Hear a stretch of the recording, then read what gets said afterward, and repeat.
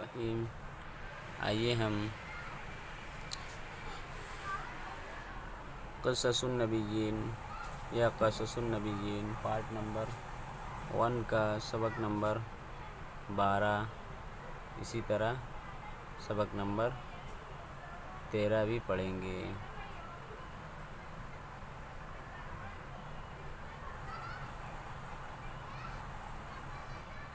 آئیے ہم شروع کرتے ہیں۔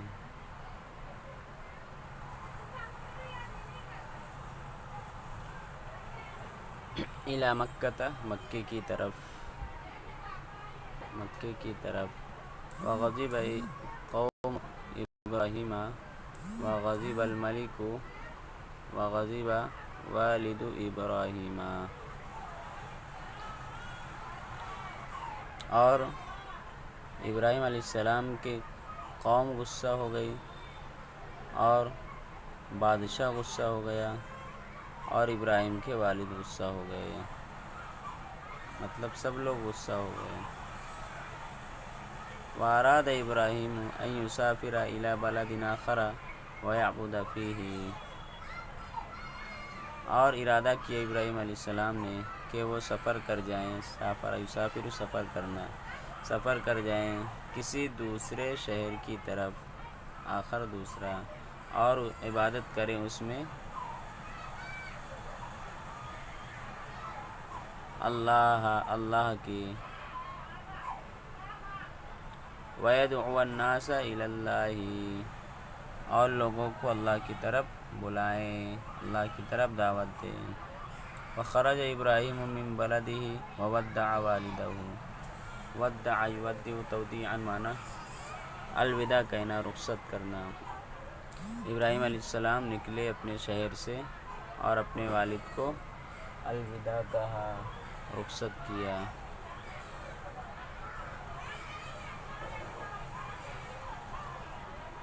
وقصد ابراہیم مکہ ومعہ زوجہ ہاجر، اور ارادہ کیا ابراہیم علیہ السلام نے مکے کا اور ان کے ساتھ ان کی بیوی ہاجرہ نے۔ وکانت مکۃ لیس فیہا عشب ولا شجر، اس کا ترجمہ دیکھیں گے پہلے ہم۔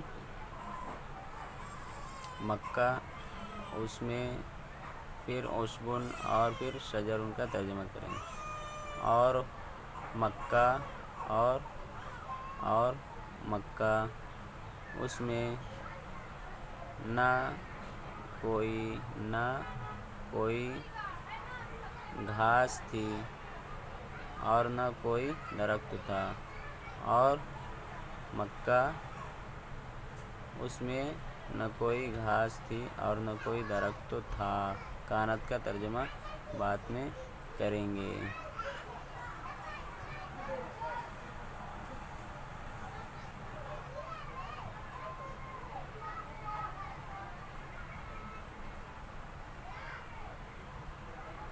یعنی مکہ ایسا تھا، وکانت مکۃً، یعنی مکہ ایسا تھا اس وقت کہ اس میں نہ کوئی گھاس تھی اور نہ کوئی درخت تھا۔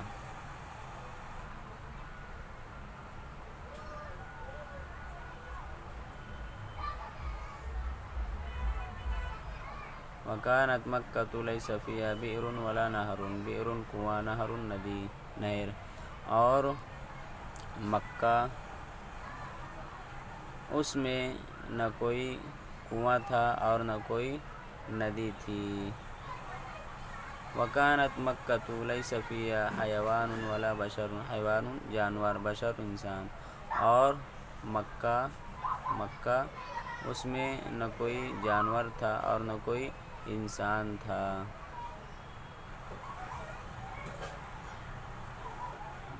ووصل ابراہیم الی مکہ ونزل فیہا، وصل یصل پہنچنا، الی کے صلے میں آتا ہے، نزل فیہا اترنا، اس میں قیام فرمانا۔ ابراہیم علیہ السلام مکہ تک پہنچ گئے، یعنی مکہ پہنچ گئے اور اس میں قیام فرمایا اور اس میں اتر آئے۔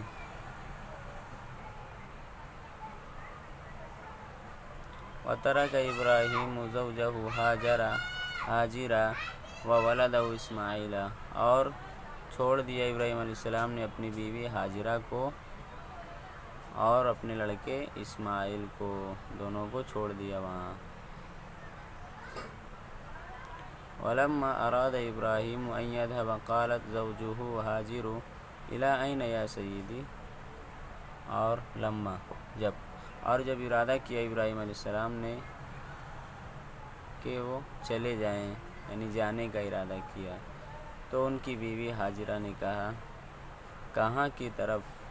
کہاں اے میرے سردار، یعنی آپ کہاں جا رہے ہو؟ اتترکونی ہاہنا، ترک یترک چھوڑنا، تترکو آپ چھوڑ دو گے، نہیں مجھ کو، کیا آپ مجھ کو چھوڑ دو گے یہاں؟ اتترکونی ولیس ہنا ماء ولا طعام، کیا آپ مجھ کو چھوڑ دو گے؟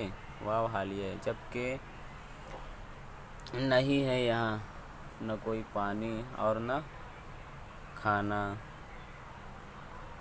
هل امرک اللہ بہذا، ہمارا حکم دینا، یہ بی کے ساتھ آتا ہے، با کا صلہ ہمیشہ آتا ہے، جیسے وَأْمُرْ أَهْلَكَ بِالصَّلَاةِ تَأْمُرُونَ بِالْمَعْرُوفِ، قرآن میں آیا ہے۔ کیا آپ کو اللہ نے اس کا حکم دیا ہے؟ اس کے ساتھ ترجمہ نہیں کریں گے، اس کا ترجمہ کریں گے۔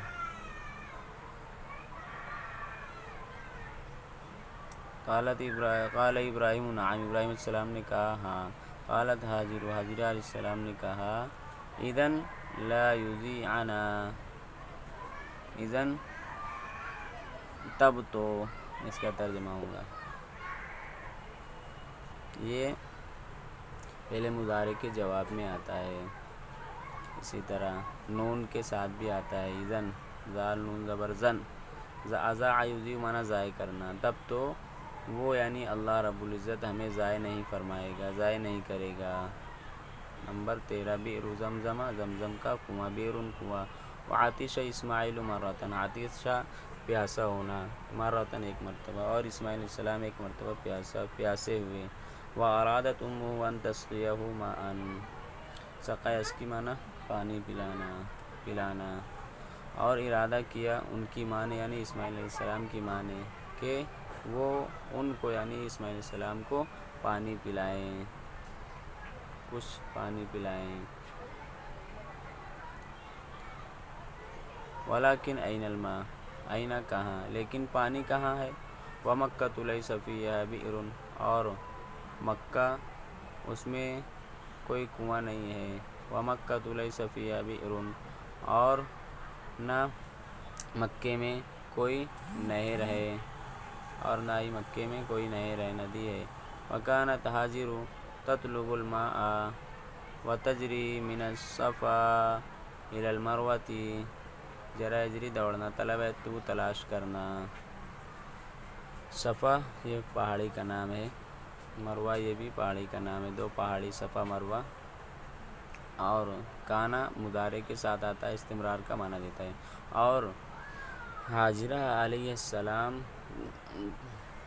تلاش کر رہی تھی پانی کو، اور دوڑ رہی تھی صفا سے مروہ کی طرف، ومن المروۃ الی، اور مروہ سے